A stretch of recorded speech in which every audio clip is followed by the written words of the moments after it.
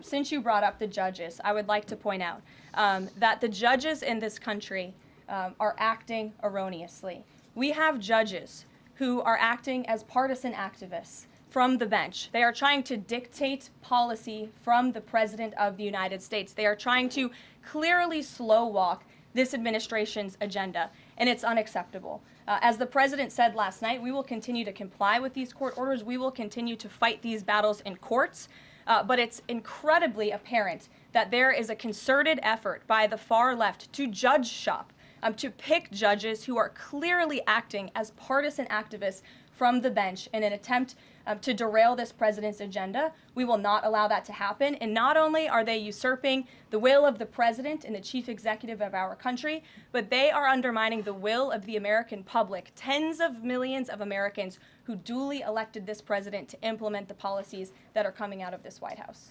I have one other question, but I want to follow up on Katie's question, actually. You said the mass deportation campaign would continue, but she asked about the flights specifically. Will those flights to El Salvador continue while this case is being appealed? We don't have any flights planned specifically, but we will continue with the mass deportations.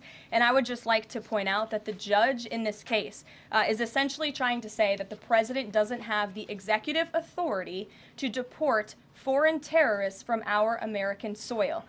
That is an egregious abuse of the bench. This judge does not have that authority. It is the opinion of this White House and of this administration, and that's why we're fighting this in court. And it's very, very clear that this is an activist judge who is trying to usurp the president's authority. Under the Alien Enemies Act, the president has this power, and that's why this deportation campaign has continued. And this judge, Judge Boasberg, is a Democrat activist. He was appointed by Barack Obama. His wife has donated more than $10,000 to Democrats, and he has consistently shown his disdain for this president and his policies, and it's unacceptable. You're right where I wanted to go about the idea that these people are all foreign terrorists, but Judge Boasberg was originally appointed by George W. Bush and then elevated by Barack Obama. I just feel like I should clear that up. Well, let me just say something to that effect, Garrett.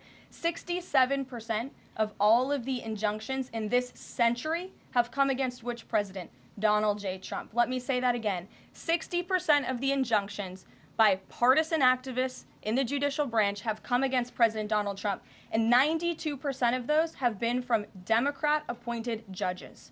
This is a clear, concerted effort by leftists who don't like this president and are trying to impose or slow down his agenda. So, given that, do you think it's a good use of Congress's time and the president's political capital to try to impeach and remove a federal judge, which would take 67 votes you're unlikely to get in the Senate? Well, look, the president has made it clear that he believes this judge in this case should be impeached, and he has also made it clear that he has great respect for the Chief Justice John Roberts, and it's incumbent upon the Supreme Court to rein in these activist judges. These partisan activists are undermining the judicial branch by doing so. We have co-equal branches of government for a reason, and the president feels very strongly about that. As well, how does a president define a bad judge? Is it just someone who disagrees with him? And is that a dangerous precedent in this case, because this is a temporary ruling from Judge Boasberg that he could ultimately rule in your favor? Is he setting up a standard here for calling for the impeachment of a judge who may ultimately rule on your side? No, it has nothing to do with disagreeing with the president on policy. It's with disagreeing with the Constitution and the law.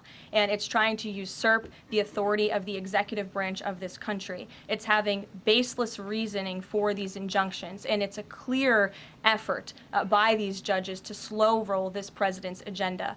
And if you just look at the injunctions that this president has faced, deporting foreign terrorists from our homeland, hiring and firing of executive branch employees, when the president is the executive of the executive branch.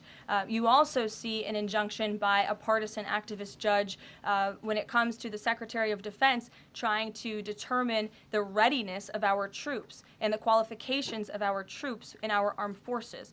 Does a single district court judge really have more authority over the Commander-in-Chief and the Secretary of Defense to determine who should serve in our United States Armed Forces? Absolutely not. Anyone who has taken a basic civics lesson can understand that, and it's ridiculous lawfare that we are witnessing. And it's. I'm sorry. The president said he respects the Chief Justice here.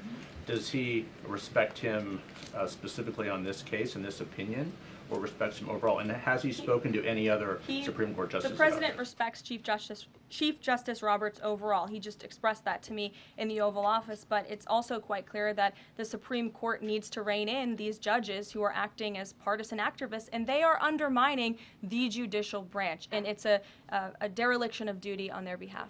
Thank you for watching. Make sure you subscribe to our YouTube channel and be sure to watch more videos from Fox Illinois.